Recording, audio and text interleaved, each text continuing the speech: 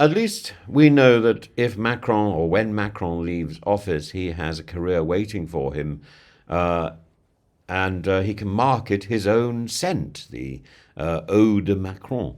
Because according to the Daily Telegraph, as you walk through the gilded corridors of the Elysee Palace, and before you see the man, you smell him, not metaphorically, but literally.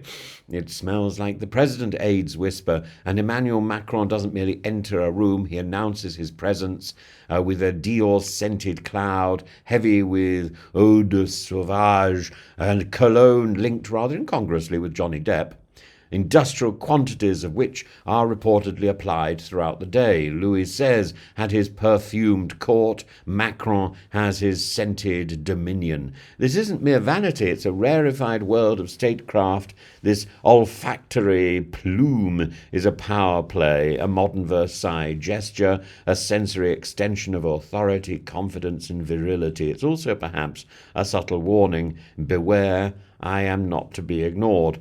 But it's not only noses that Macron wishes to awaken.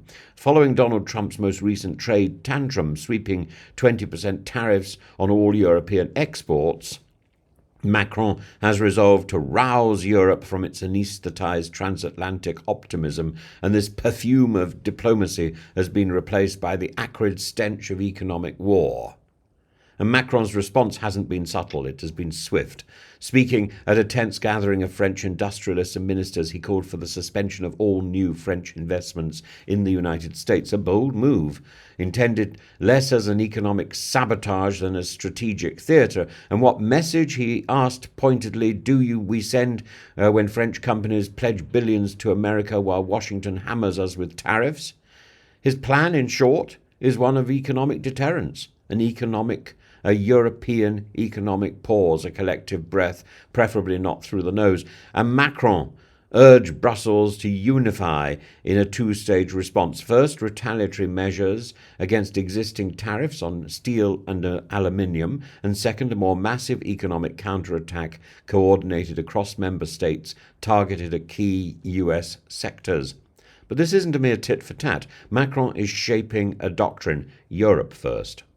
Not in a jingoistic tone like his American counterpart, but in a pragmatic, post-imperial key. He has said the world is reorganizing, and in that disarray, he sees an opportunity for Europe to reassert economic sovereignty. And in his arsenal are new EU powers, like the anti-coercion instrument originally designed to counter China, now potentially aimed at Washington. And yes, he's even suggesting retaliatory measures against big tech. Long immune Brussels bark, but now perhaps susceptible to his bite.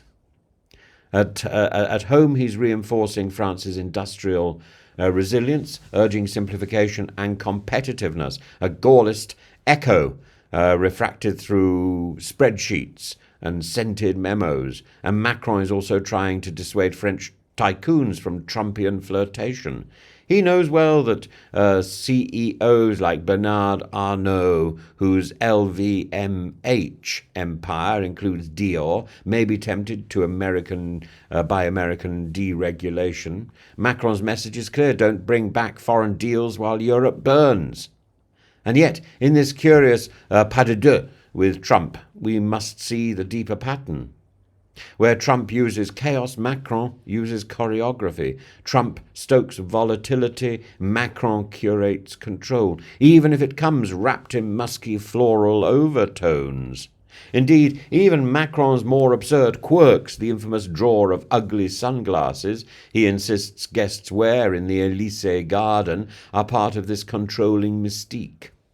Ministers have called it humiliating, even theatrical, but again, there is method in the absurdity. Forget your own glasses once, but you won't forget them again.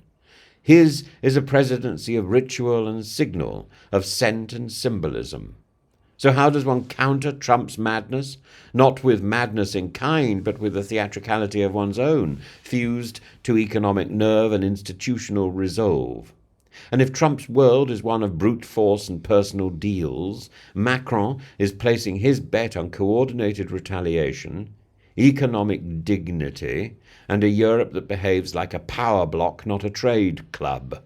It may not be subtle, but it is fast. It means, watch out, here I come. And yes, it smells like a president.